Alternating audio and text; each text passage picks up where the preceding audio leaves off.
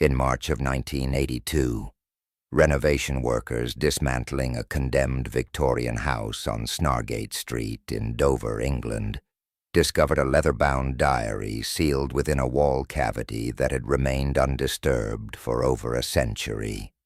The diary belonged to Catherine Whitmore, a 14-year-old girl from a respected physician's family, and documented the ordinary routines of upper-middle-class life in 1876. But contained within its yellowed pages was something that should not have been possible. Catherine had written a detailed account of her younger sister's drowning 3 weeks before Eleanor Whitmore died. Every detail she recorded would prove exactly, impossibly accurate.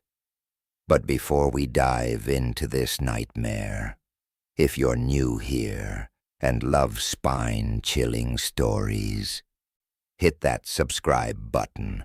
Trust me, you'll want to be notified when the next one drops. Now, let's begin. Dr. James Whitmore maintained a thriving medical practice on Dover's Snargate Street, serving the merchant families and naval officers who comprised the town's respectable society in the winter of 1876.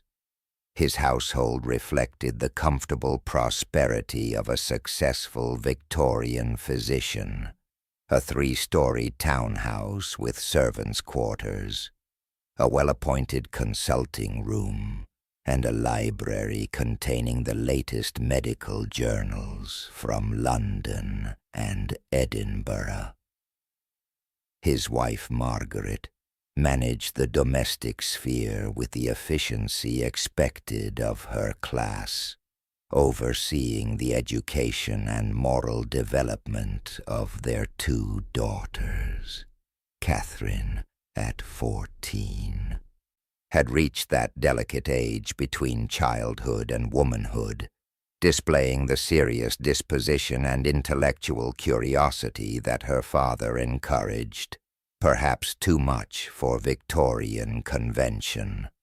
Her younger sister Eleanor, 11 years old, possessed the lively temperament and easy charm that made her a favorite among their social circle.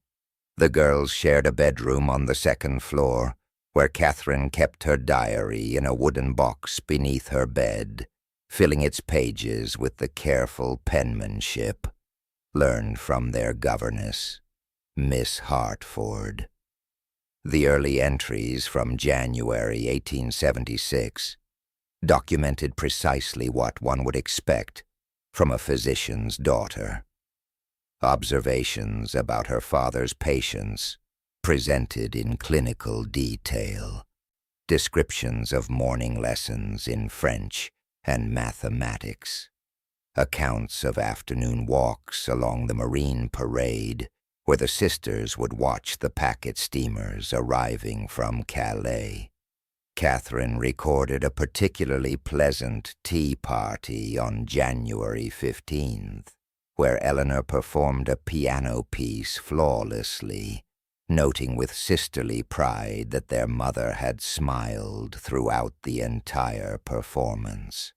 On January 23rd, she described a Sunday service at St. Mary's Church, where the Reverend Thompson delivered a sermon on providence and divine will, a theme that would later acquire devastating irony. The entries revealed a typical sisterly relationship, Catherine occasionally annoyed by Eleanor's tendency to borrow her ribbons without asking, but fundamentally devoted to the younger girl who looked up to her with uncomplicated admiration. They took their evening constitutional together each day at 5 o'clock, walking the same route through the narrow streets near the harbor, Catherine pointing out architectural details, and Eleanor collecting interesting stones from the shingle beach. On February the 2nd, Catherine documented helping Eleanor with her geography lessons. drawing maps of the English coastline and explaining the tidal patterns that governed Dover's harbor traffic. Everything about these entries suggested the ordinary passage of time in a well-ordered household. The handwriting remained steady and clear. The observations were those of an intelligent, observant girl living a life of privilege and security.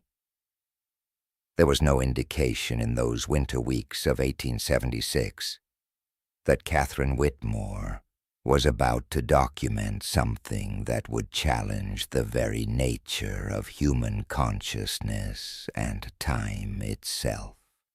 The first entry that deviated from the established pattern appeared on March 3, 1876, though its significance would only become apparent in retrospect. Catherine recorded waking at approximately 3 o'clock in the morning from a dream she described as unusually vivid and persistent in memory. In the dream, she had been standing on a pier, looking down into dark water that moved with a strange thickness, almost viscous in its motion.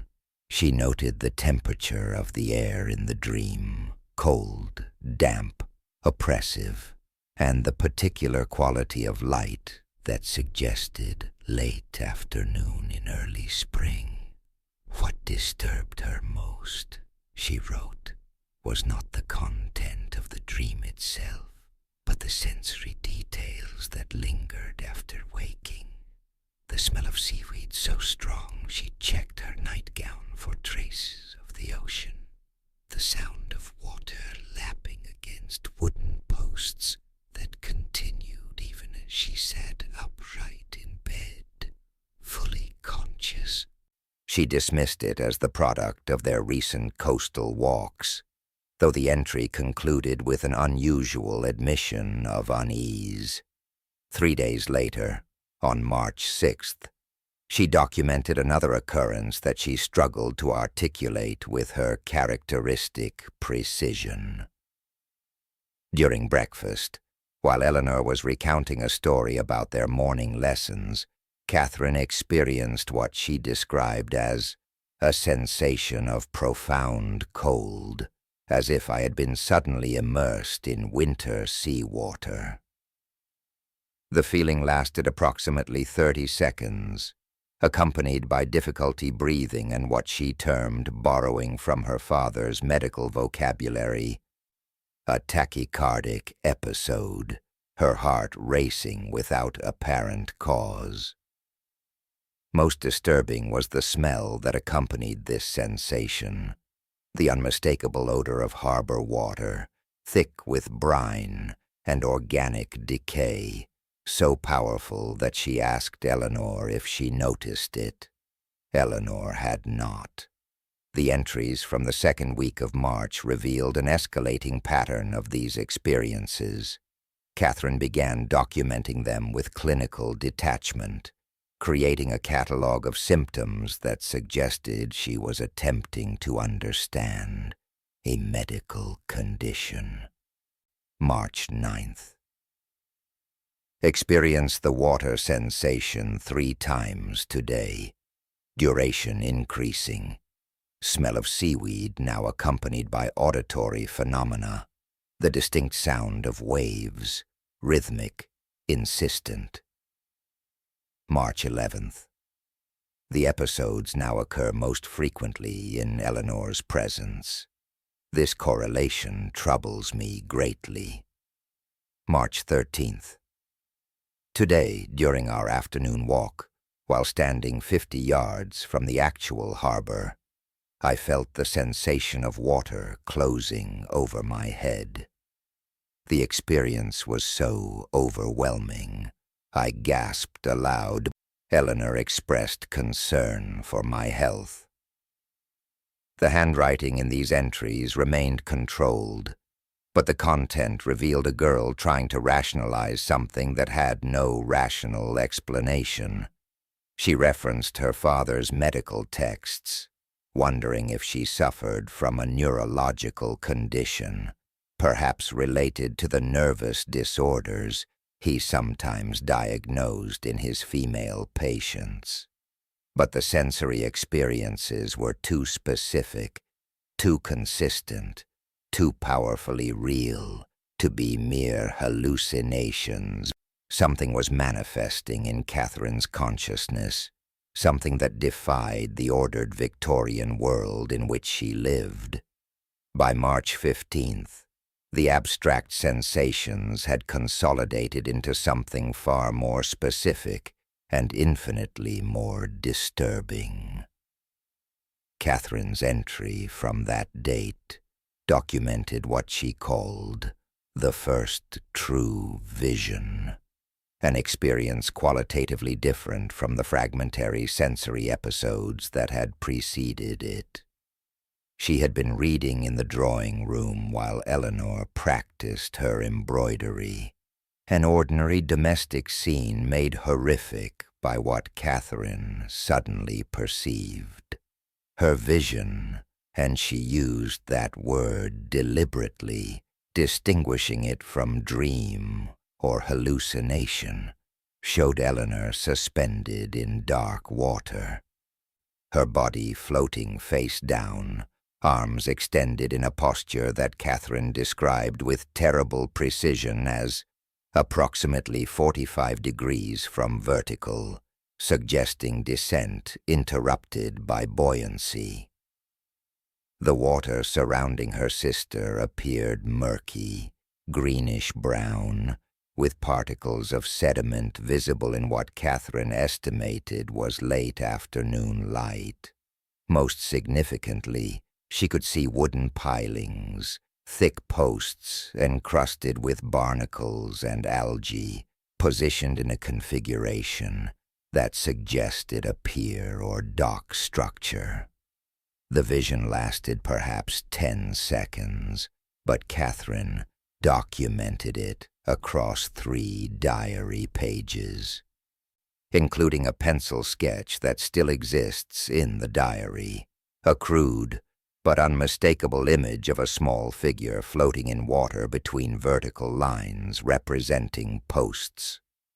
The drawing, examined by document experts in 1982, was confirmed to have been created in March 1876, matching the ink composition and paper aging of surrounding entries. Catherine's response to this vision revealed both her intelligence and her desperation. She immediately consulted her father's medical library, researching conditions that might produce such vivid false perceptions. On March 17th, she wrote a detailed entry analyzing her symptoms through the framework of her father's discipline, listing possible diagnoses: hysteria, neurasthenia, even the cerebral congestion that Dr. Whitmore sometimes identified in patients reporting unusual mental phenomena. She documented her decision to confide in her father, recording their conversation on March 18th with the precision of a court transcript. Dr. Whitmore, she noted, listened with professional gravity, but concluded that Catherine suffered from an overactive imagination, combined with a nervous disposition common to girls of sensitive temperament. He prescribed rest, fresh air, and abstinence from reading Gothic novels, which he suspected had influenced her dreams. Catherine's entry that evening revealed her frustration with this diagnosis. She knew what she was experiencing transcended any category her father's medicine could address. The visions continued to intensify. March 20th. The same image, but now I could see Eleanor's dress, blue cotton with white lace at the collar. I have never seen her wear such a dress. March 22nd. Duration of vision now approaching 30 seconds. I can observe specific details, the pattern of ripples on the water's surface, the exact spacing of the pilings, approximately 6 feet apart. The light suggests late afternoon, perhaps 4 or 5 o'clock. March 24th. I see her hands now, pale beneath the water, fingers slightly curled. The image is so vivid I must remind myself repeatedly that Eleanor is alive, sitting across from me at breakfast. The transformation in Catherine's understanding occurred between March 25th and March 28th, documented across entries that revealed a brilliant and terraceed mind, grappling with an impossible reality. She had begun to recognize that the visions were not random, not fragmentary glimpses of imagined horror, but rather repeated observations of a single, specific event. On March 25th, she wrote what would become the most chilling passage in the entire diary. I am not imagining Eleanor's death. I am witnessing it. There is a fundamental difference I failed to perceive until now. These are not creations of my mind, but observations of something that will occur. From that moment of terrible clarity, Catherine's approach changed entirely.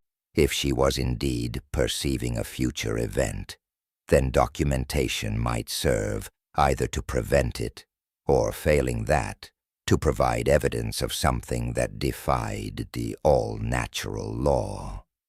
Her entries became extraordinarily systematic, clinical in their precision. March 26th documented the dress in minute detail, not merely blue cotton with white lace, but specifically a day dress with a fitted bodice, leg of mutton sleeves, and lace trim at both collar and cuffs, in a pattern Catherine sketched with careful attention. She noted that Eleanor did not currently own such a dress, but added ominously, "Mother mentioned commissioning new spring dresses from Mrs. Hartley, the dressmaker.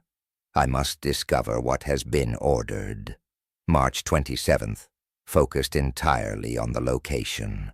Catherine's vision had expanded to include contextual details beyond Eleanor's floating form.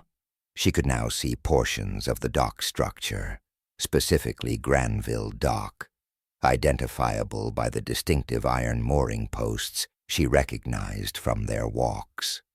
She documented the exact position relative to the warehouse buildings, the angle of view suggesting she was observing from the pier itself, approximately 20 feet from where Eleanor floated. Most disturbing was her documentation of the water depth, which she estimated at 8 to 12 feet, based on the visibility of Eleanor's form and the refraction patterns she observed. The weather conditions received equal attention. March 28th. The sky in my visions shows consistent characteristics. Heavy cloud cover, uniform gray without variation, suggesting complete overcast. The light quality indicates late afternoon, approximately 4:30 to 5 o'clock, based on the angle and intensity. I perceive a dampness in the air, the particular quality that precedes rain in spring. But the entry that would prove most significant came on March 29th, written in handwriting that showed the first signs of deterioration from Catherine's usual controlled script. She recorded waking from a vision, no longer confined to waking hours. They now invaded her sleep, with absolute certainty about one final detail: the date. She could not explain how she knew, only that the knowledge existed in her consciousness with the same undeniable reality as the visual details she had been documenting. April 12th, 1876. She wrote the date 3 times in her entry, as if repetition might somehow alter its truth. 14 days remained. Catherine Whitmore, 14 years old, knew the exact day her sister would drown, and every detail of how it would occur. The entries from the first 11 days of April documented a psychological descent that was painful to witness, even across the distance of a century.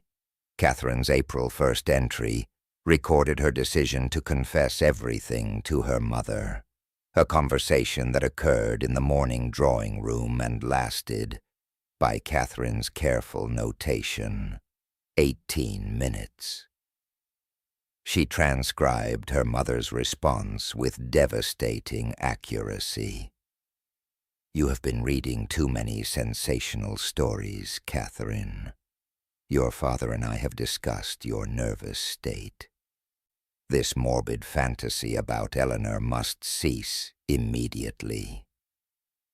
Margaret Whitmore attributed her daughter's visions to the onset of womanhood, that mysterious transition that Victorian medicine blamed for countless female ailments.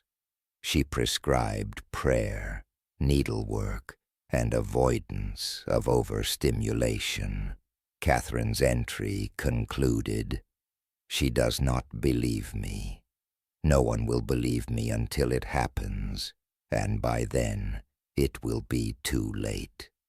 April 3rd documented a more troubling conversation with Dr. Whitmore, who examined Catherine with professional concern, checking her pulse, examining her eyes, asking detailed questions about her sleep patterns and dietary habits. He diagnosed an acute nervous condition and suggested that if the disturbing thoughts persisted, he might need to consult with a colleague who specialized in disorders of the female mind. The entry revealed Catherine's horror at this suggestion. The implications of such a consultation in 1876 could mean institutionalization, removal from the household, treatments involving isolation and sedation. She resolved to hide the ongoing visions from her parents while redoubling her efforts to protect Eleanor through other means. The subsequent entries documented increasingly desperate and elaborate schemes. April 4th. Catherine feigned illness, hoping to keep both sisters confined to the house. But their mother insisted Eleanor continue her normal routine. April the 5th. She invented a story about rough men loitering near the harbor, attempting to frighten Eleanor away from the docks. But Eleanor, with childish defiance, insisted she was not afraid. April 6th. Catherine accidentally spilled ink on Eleanor's new dress, the blue cotton with white lace that had arrived from Mrs. Hartley exactly as Catherine had foreseen, hoping its destruction might somehow alter the predetermined sequence of events. Their mother was furious, punishing Catherine with confinement to her room. The handwriting in these entries began to deteriorate noticeably. April 8th's entry showed irregularities in letter formation, words occasionally trailing off or repeating. April 9th revealed the full extent of Catherine's psychological state. 6 visions today, each more detailed than the last. I can now see the ripples spreading from Eleanor's body. I can count the barnacles on the 4th piling. I know the exact temperature of the water. approximately 48 degrees. How can I know these things? How can I stop what I cannot prevent? April 10th. Tomorrow, and then the day. I have tried everything. I have begged, lied, schemed, prayed. Eleanor thinks I have gone mad. Perhaps I have. The final entry before the event, written on April 11th at 11 o'clock in the evening, consisted of a single sentence repeated across an entire page in increasingly frantic script. I will not let this happen. I will not let this happen. I will not let this happen. The April 12th entry began at precisely 3:17 in the afternoon, the time noted with obsessive accuracy at the top of the page. Catherine wrote, "It is today. I know this with a certainty that transcends rational knowledge, the same certainty with which I know my own name. The sky has been overcast since morning, exactly as I have seen. Eleanor is wearing the blue dress. Mother sent her on an errand to deliver a parcel to Mrs. Crawford near the Marine Parade. I have been forbidden to accompany her, punishment for my continued hysteria, but I cannot, will not, let her go alone. I am leaving now to follow her. If I can reach her before she approaches the harbor, if I can physically prevent her from going near Granville Dock, perhaps the future I have witnessed can still be altered. Perhaps free will exists after all." The entry ended there, mid-page, the rest of the space blank. What followed was a gap that spoke more eloquently than words. No entry for the remainder of April 12th. The pages empty, as if Catherine had been unable to write what happened next, as if language itself had failed. The next entry appeared on April 13th, dated at the top, written in a hand that barely resembled Catherine's previous script, shaking, irregular, occasionally illegible. Eleanor drowned yesterday at approximately 4:45 p.m. I found her at Granville Dock, exactly where I knew she would be, exactly as I had seen. I was 7 minutes too late. The entry continued for 6 pages, each word seemingly extracted through tremendous psychological effort. Catherine documented that she had followed Eleanor through the streets, maintaining distance to avoid alerting her sister, watching as Eleanor delivered the parcel, and then, inexplicably, deviated from the direct route home.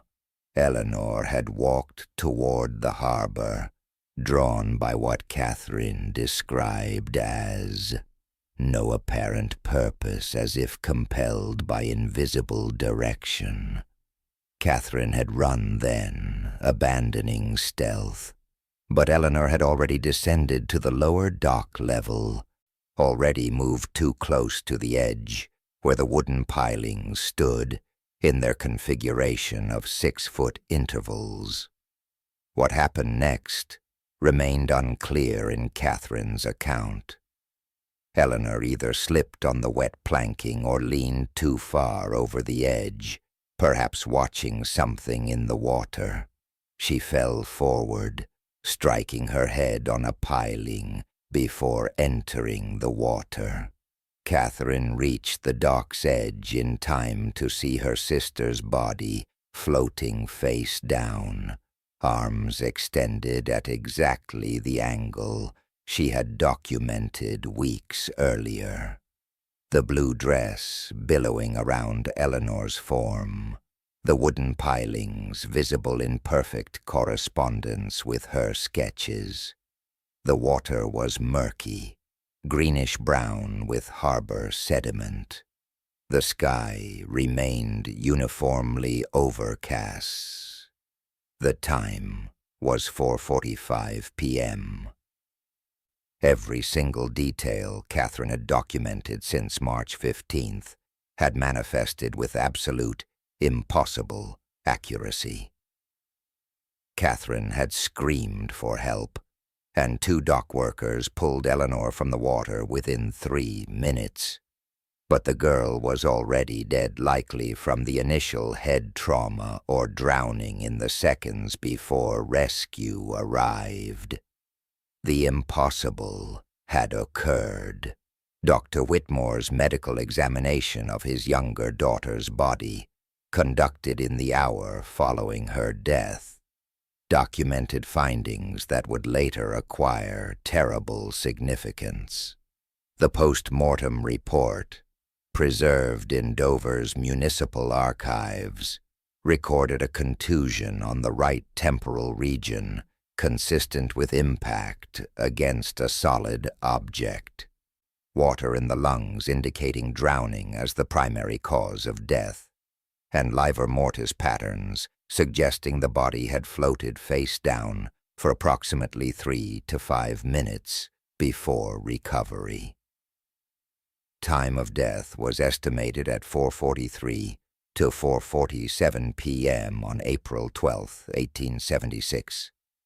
The coroner's inquest, convened on April 15th, classified Eleanor's death as accidental drowning. The official report described the weather conditions: overcast skies, threatening rain, the location specifics at Granville Dock, the position of the body when recovered between the 4th and 5th pilings, and the victim's clothing, a blue cotton day dress with white lace trim. It was Margaret Whitmore who discovered the diary entries 3 days after the funeral. Catherine had been confined to her bed since the drowning, attended by Dr. Whitmore, who diagnosed acute nervous collapse. In an attempt to find something, anything, that might comfort her surviving daughter, Margaret had searched Catherine's room and found the diary in its wooden box. She read the March entries first with confusion, then with mounting horror. By the time she reached the detailed predictions documented between March 25th and March 29th, she was reading with shaking hands. She brought the diary to her husband that evening. Dr. Whitmore spent 4 hours examining every page, comparing the dated entries with the coroner's report that lay on his desk. The correspondence was absolute and inexplicable. Catherine had documented the blue dress before it was commissioned.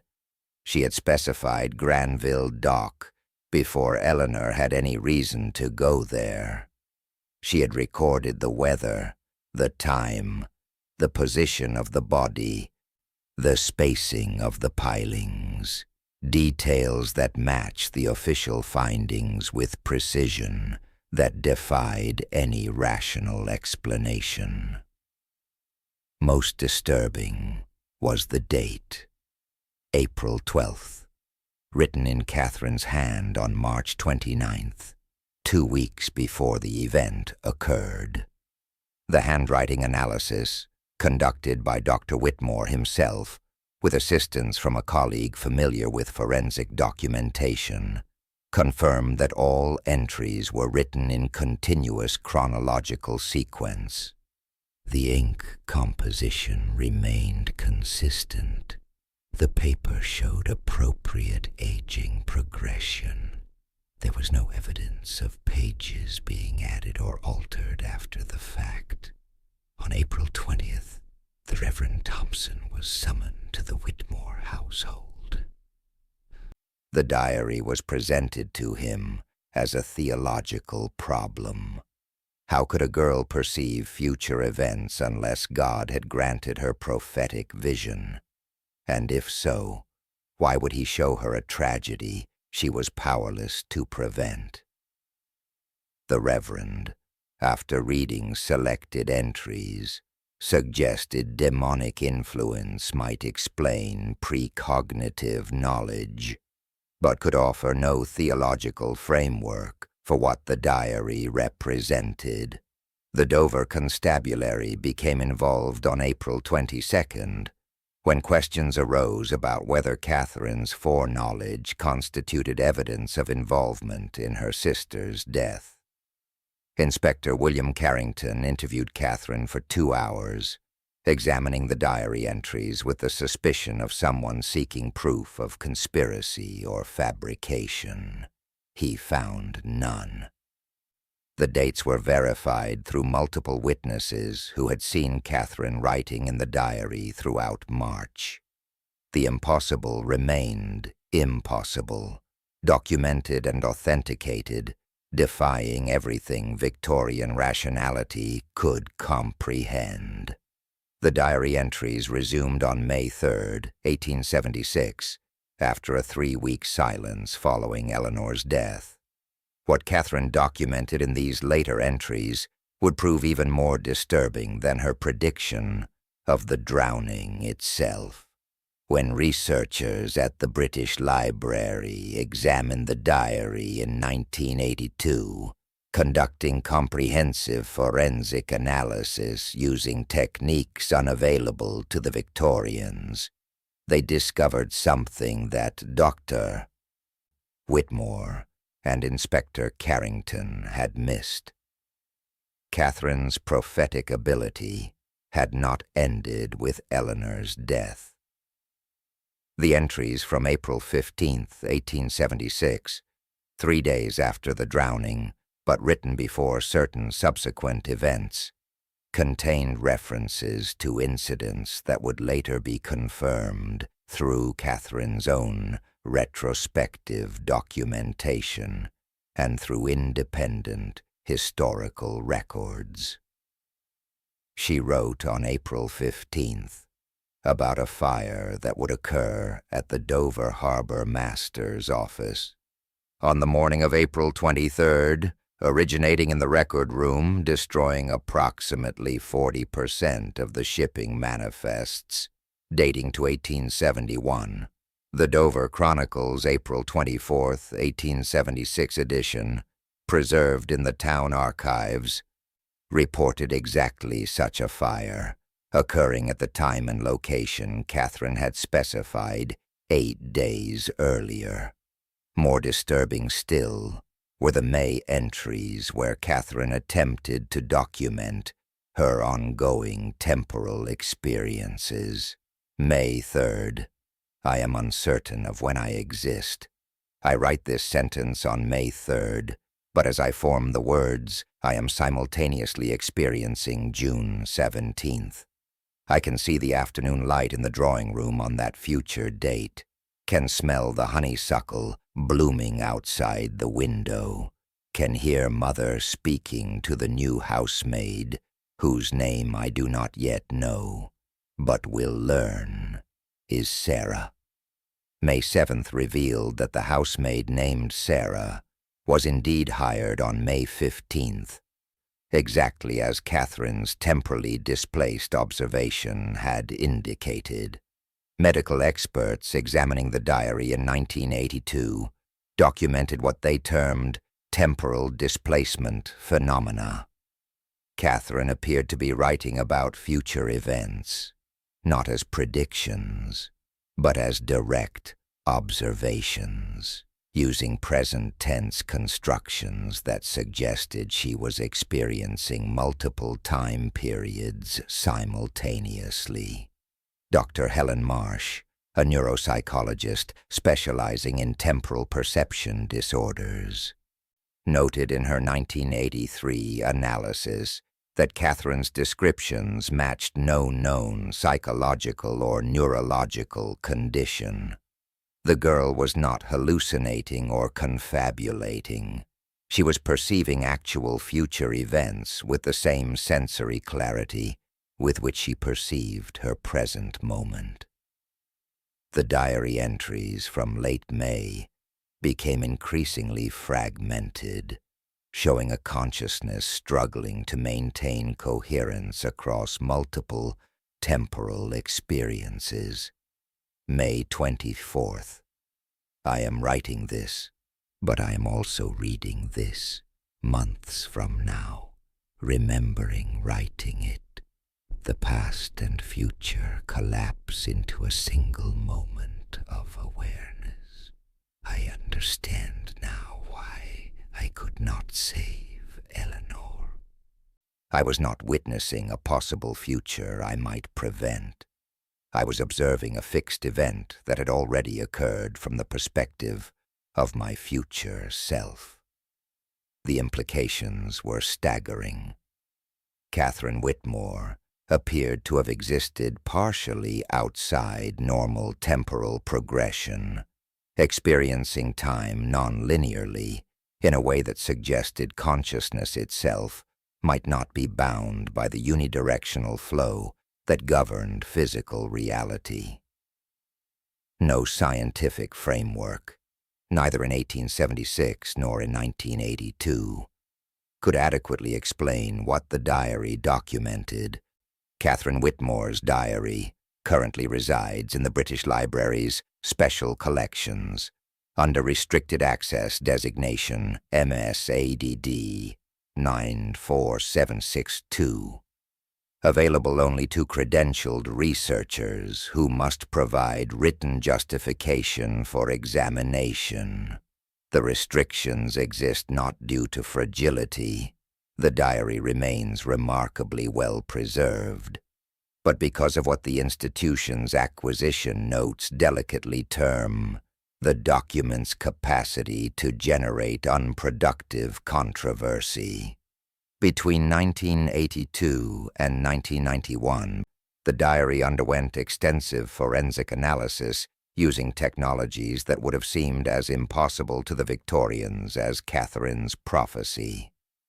Ink composition analysis using gas chromatography mass spectrometry confirmed that all entries were written with iron gall ink, consistent with formulations available in 1876, with no evidence of different ink sources that would suggest later additions.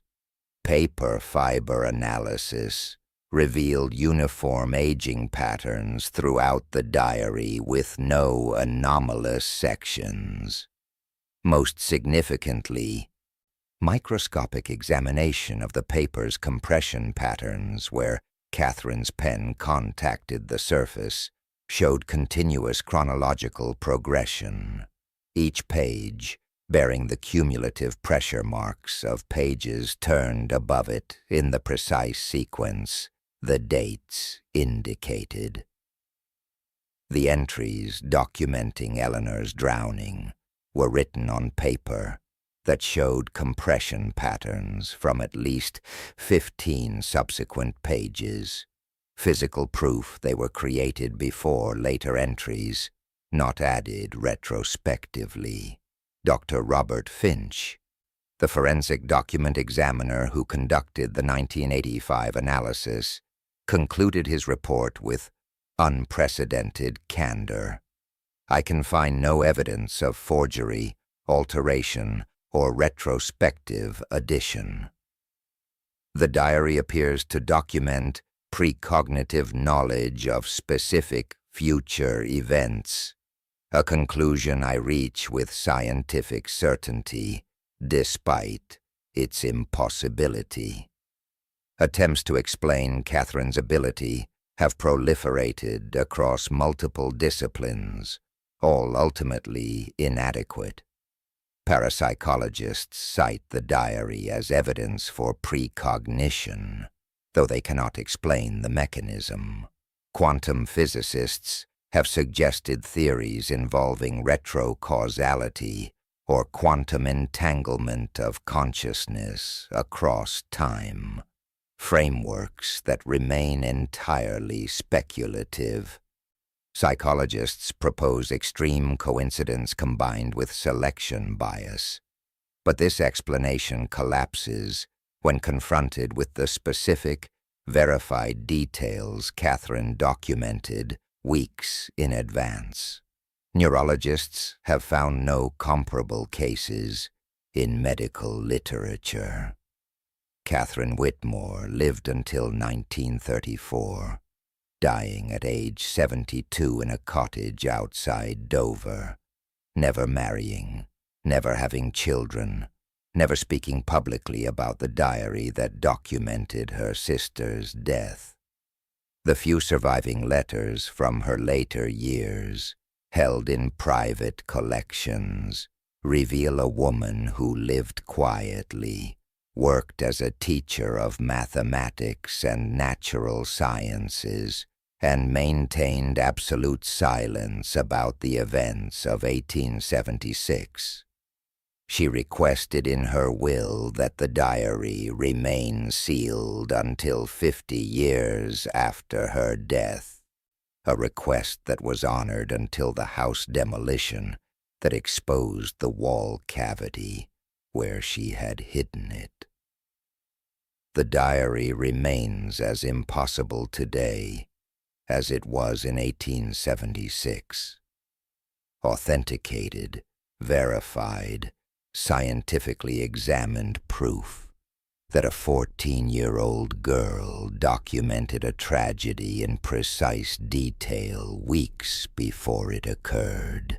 Proof that human consciousness and time itself may operate according to laws we do not yet comprehend.